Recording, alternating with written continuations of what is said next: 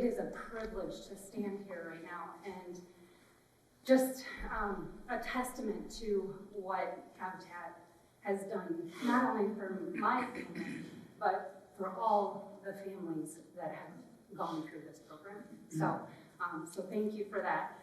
I am just gonna kind of go off script because, you know, Wendy, you already did it, so I'm just gonna follow suit. So I know I'm standing up here and I look like I'm all pulled together. Inside, I have the weight of the world right now, and I've been dealing with a lot of heavy stuff. And so I'm sleep deprived and up at 5 o'clock this morning, and honestly, this is what I came with today. I apologize, Wendy. I wanted so badly for this opportunity to come here and speak and share my heart with all of you about the impact that Habitat has made on my life and my family's life. And everything that's already been spoken about how the generational change that occurs in the life of our kids, the impact that it has on our children and the children to come is huge. And I have gotten a chance to experience a lot of those joys and seeing where my children were able to see my self-resilience and my vigor and my dedication to the Habitat program to put that work ethic in, and just to be able to see what happens in their parent when they see the strength that it takes to go through and put in the sweat equity alongside so many amazing volunteers, my parents, and so many other friends and family that showed up to see, and even some of the Habitat employees that came and gave up their time as well. And so, and Ryan and everybody, like, it was just amazing how many hands came together to make this a possibility for all of us as families. And so, so my apologies for not coming as prepared as I would have hoped. And I was sitting down with a sweet, sweet soul, and I shared that I was looking forward to this experience and getting to come and share with you all. And I just was reminiscing of what all this has meant to go through this amazing program. And the changes that I've gotten to see in my kids and the things that they watched their mama do. They've got those same amazing qualities built in them because they saw the model. And so I sat there and I shared and I lamented, and I just was like, oh, I can't even begin to tell everyone how much it really truly has changed my trajectory, and that they really did show up as a beacon in the darkness. And so as I started to share this, this person knew that I was strung out. This person knew that my time was very limited. But this person knew that I gave everything that I could to my family to be able to come here today. And so last night I got home from Bible study and I had a document sitting in my email box, and it was from this person, and they put together all my thoughts into my speech. And so I just want to share what they wrote. Good morning to you all. I stand here today as a living testament to the remarkable impact of Habitat for Humanity's mission I am beyond grateful and delighted to have walked with them through my journey and to be able to proudly say now how much gratitude I hold for this organization. 11 years ago, my life took an unexpected turn when I found myself raising 2 young children on my own, and due to circumstances out of my control. Faced with the daunting task of providing for my children while juggling 2 part-time jobs, the road seemed very gloomy and uncertain. However, in the midst of the brewing storm, Habitat extended a lifeline. And it's difficult to put into words the depth of emotions that wash over me when I think about this beautiful home, and now stands as a beacon of hope and stability in my life. But what makes this even more special is the realization that this house is not just a structure. It is a symbol of the unwavering support and generosity of an entire community. Habitat's mission is more than just a statement. It's a call to action, a call to embody the love of Jesus Christ through tangible acts of kindness. It's about promoting dignity and hope, empowering individuals and families to reclaim their sense of awareness and pride. My journey with Habitat is one of resilience, persistence, and empowerment. Alongside many dedicated volunteers, friends, Habitat employees, donors, and my father, we poured sweat equity into the very foundation of my new home. Not just as a symbol of shelter, but as a testament to the power of community and collective action. One of the most beautiful aspects of our community is the strength it has afforded our children. In this safe and nurturing environment, they've been given the space to grow, explore, and develop alongside their neighborhood peers. They've witnessed firsthand the determination and perseverance of their parents, who, thanks to the support of this community, are not just surviving, but truly thriving. When families flourish, so too do their children. The ripple effect of our collective success cascades down, shaping the lives of the next generation. Our children are not just beneficiaries of this community, but they are active participants. Together, we celebrate their milestones, their achievements, and their limitless potential. Whether it's a parent securing a new job, a child excelling in school, or a family reaching a long-held goal, each success is cause for celebration among us all. Today, I stand as a living proof of the profound impact that support from many others like yourselves does. Together, we are not just building houses, we are building homes, futures, and legacies that will endure for generations to come. Every dollar that is contributed, every hour that is volunteered, is a tangible investment in the lives of individuals and families like you, who are striving to keep on keeping on in the face of adversity. So I urge you to partner with Habitat in their mission to love, shelter, advocacy, dignity, and sustainability.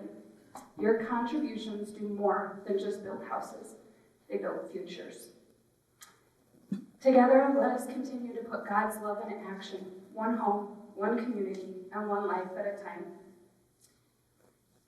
And in closing, I would just like to thank each and every one of you for being here and allowing me to share with you my heart.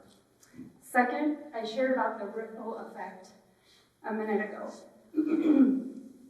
My 17-year-old daughter, I'm sorry, I just need to do a mom brag real quick, if that's all right. My 17-year-old daughter, she is a junior over at Central, and she started her first day in journalism class, and she came home and said, "Mom, I can't do it. They do group projects. I have to talk to people, and I can't do that." And I said, "Yes, you can. You can do that. You just have to put yourself out there." But it's amazing when you put yourself out there what you are going to be able to glean from that experience. And she ended up coming home from school the next day and said, my teacher encouraged me to stick with it. And so she stuck with it, and she has excelled majorly this year. And I think she finally found her niche in life. And she was encouraged by her journalism teacher to submit her paper narrative that she had written. And I, as a mom, was very impressed by this narrative. And so, of course, I was encouraging her as well. And so she just found out this past week that she received first place for that book.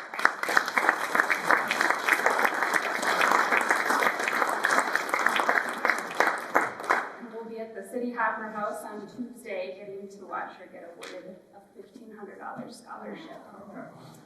And so,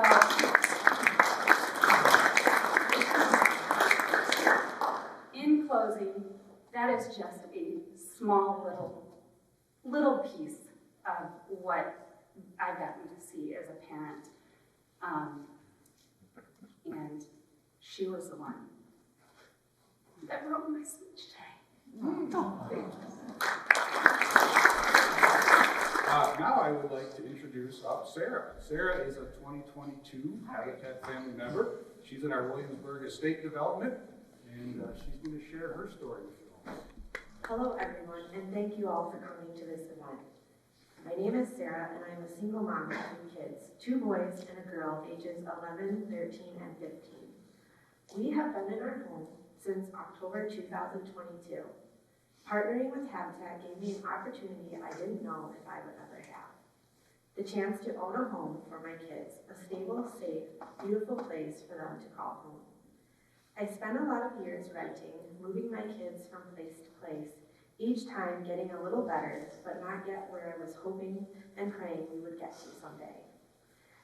When the day came that I received a call that I would be partnering with Habitat to build my kids a home, I cried happy tears. I am so thankful to know every day that we have a permanent roof over our heads. So grateful to be paying a mortgage instead of rent. So blessed that I am able to tell my kids that we have a home that is ours and that we don't have to move anymore. It is incredible that we now have our own yard and that my kids can go outside to play every day, and I know that they are safe. We now have the space for them to have birthday parties that they can invite their friends to, and my daughter's favorite, sleepovers. But when I was preparing what I was going to say today, I asked my kids if they had anything that they would like me to share.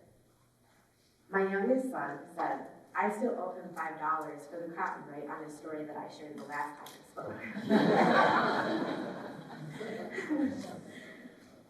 My oldest son said his favorite thing about our home is that he has his own room, his own space. My daughter said this, and I quote, I'm very grateful to have my own house. When it was first being built, I didn't want to move, and I thought it was taking a long time to build it. I thought just staying in our current place where we were and at the time was okay because I just wanted to live somewhere permanently. We have moved a lot, and I mean a lot. So when I first moved in here, I immediately was happy to have my own home. At first, I thought I didn't deserve it because I don't always listen to my mom. But then I learned that I do, and I appreciate my home so much more. I was overwhelmed with joy and happiness. I'm really very grateful to the kind people who helped build our home. And for me, the mom, working with Habitat gave me confidence of what I am able to achieve, and I also gained a couple of friends along the way. One of them being the lovely Jessica, who I'm sitting with today. The 2 of us had the opportunity to work together building each other's homes. And for this experience and for our home, I am forever very grateful. Thank you.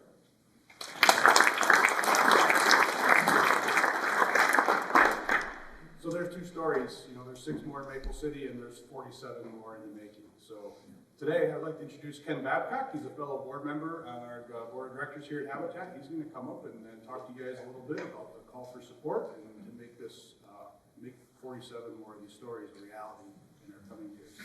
Thank you, Ken. Well, good morning. Pleased to be here to speak with you all here.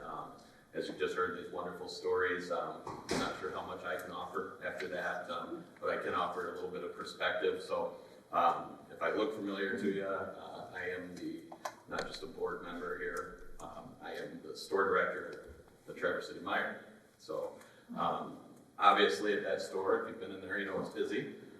So I have the opportunity to get tons of different requests for my time and donations and different things like that. But I'm going to share with you why I'm part of the Habitat piece of that puzzle. So 4 years ago, I'm pretty sure I won the lottery because I got to come up to take over the Traverse City store. Actually, the week that COVID started. So if you can imagine that, you're taking over one of the busiest stores in Michigan. The week COVID starts with all kinds of new rules and regulations. So a bit of a challenge there, but the bigger challenge was I got to stay at the Country Inn and Suites for about 4 months. So I'm like a permanent resident there. But no, as I was there, of course, the housing market was shut down. So my wife and I and kids, we were waiting to move up to Traverse City. That opportunity arose. They opened the housing market. My wife had done her due diligence and had about 18 places to look at. As luck would have it, the first day I couldn't go and do any of the housing visits, so we ended up waiting till the second day. So we met with our realtor and went to go visit the houses, and our 18 was down to 4 in one day. So that was just a feel of the housing market, the first one I got. Obviously, since then, I've had the opportunity with my team members. I've lost team members because of the housing situation here. I have not been able to bring team members in because of the housing situation here. So a lot of different things. But to give you a little bit of my background, I've always been passionate about housing situations and specifically the homeless. Wherever I've been a chaplain, sometimes at homeless shelters, helped out wherever I could. Our family just believes that that's part of our mission. So when I got up here, I helped with Safe Harbor. We do some events with them. But I wasn't really sure what Habitat did, to be honest with you guys. Then I started going to some of the fundraising dinners and saw some of these stories that these lovely ladies shared with you today. And it really resonated with me. So I just want to share with you, I was telling Wendy this the other day, and it's a personal story for me, but it's one that really gives me the perspective of what this organization does. So a few years back, I was at a different store, and I was coming around the corner. I'd walk my store in the morning. I came back towards the office, and a team member came running up to me and said, "Hey, Ken, somebody's in trouble. Somebody is in trouble back here." And of course, it's a very vague statement, so I didn't know exactly what was happening, but it was early in the morning. There was only a couple of us there, so I zipped around the corner, and as soon as I looked around the corner, I saw a team member back there who was obviously in distress, choking. So face was purple, was grabbing at her throat. So just quickly ran down there, performed the Heimlich maneuver. Second time I did it, the item popped out, okay? And she was fine. She got married like 3 weeks later. As I told Wendy, I didn't even get invited to the wedding. It's a little sad, I don't even get a Christmas card, but at the end of the day, that wasn't, there's a reason I give you this story. So she was fine. Everything's gone on well with her life, but who was not fine was the person who alerted me to this situation. Through some other circumstances, he had a rough run and ended up committing suicide. The reason I bring that up is when I look at Habitat, right, I've always helped the homeless people. I've always helped the people I see in distress. But Habitat helps those people that you can't see, that you don't see sometimes, that society deems as invisible. I didn't know about all the single moms that needed housing. I didn't know about the young couples that struggled to get where they need to be. And that's what this organization does. I mean, you heard those stories. They're remarkable stories. And the thing I just want to emphasize to that is, she talked about the ripple effect, right? That's what it is. It's the exponential effect of what you see. When you see Jesus' hands and feet working out there, you get to experience that love, but more than anything, you get to see people's lives change. You know, you change one person's life, you change their family's life, you change that community. You can change the world by doing that stuff. And I've seen it over and over again. And Habitat's just a great, great part of that. So the last thing I'll leave you with, because you guys have heard a lot of stories today, we're going to give you an opportunity to take some time here to decide what of your talent, time, and treasures you want to commit to us, hopefully here, maybe all of them if you can. I don't have a lot of the talent, but I do have some time and treasures here and there, so that's normally where I land. But so I'm 48 years old, and I haven't really shared this story, so we'll see how it goes. But I never stayed in the hospital, never been in the hospital in my life until this last December. So I was in the hospital, and they were checking out my heart. And, it was a little nerve-wracking, but what was more nerve-wracking was I had to stay overnight. I never stayed overnight. So I was in the observation room, so I wasn't in a room all hooked up with a bunch of stuff or anything like that, because they were just doing a stress test in the morning. It was nothing serious. They told my wife, go home. He's fine. He's good. And I was good. Mentally, I was fine. But I was given some medicine to lower my blood pressure, and the medicine, it worked, but it worked a little too well. So I was sitting on my bed in the hospital room, and I just felt terrible. I felt worse than I've ever felt in my life, and I didn't know I'd never passed out. So I was like, I don't know what's going on, but I got to find a call button here because I'm not feeling right. So I hit the call button, nurse came in. Long story short, my blood pressure was 67/30.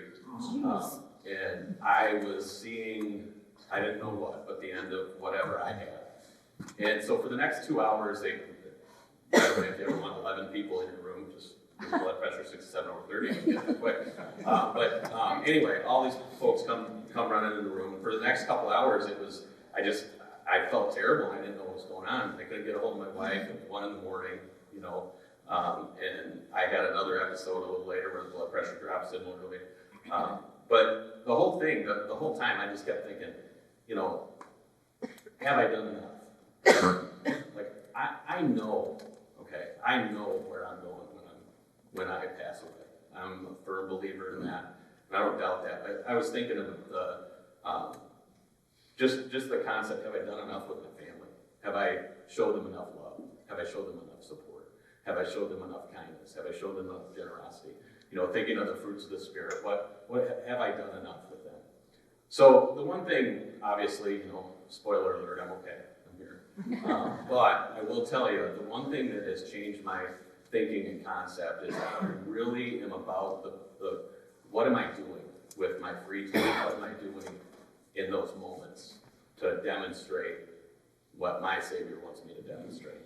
And I can tell you, without a shadow of a doubt, I am as busy as probably most of you in this room, but I do not waste my time with things that do not further the kingdom and further the mission.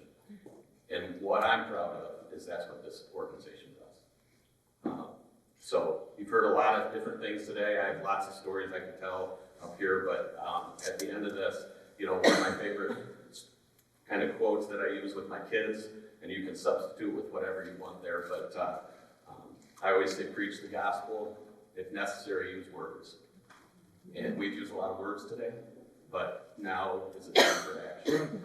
And we're going to ask you guys to take a few minutes here, decide what works for you, to hopefully help this organization, because remember, just as was referenced several times, what you do today matters, and it matters big time, because you can't say anywhere in Traverse City, hey, we have 47 houses ready to build, or 47 sites ready to go, right? When Frank's running one house in that ballpark right now. But the only thing stopping us is the resources from it. And hopefully you guys can help us provide some of those today. But thank you for your time today. We're going to give you a few minutes here, and then I think Frank's going to come back up and close. But if you have any questions, there's people strategically around the room and at your tables that can help answer those and guide those. Thank you, I appreciate y'all.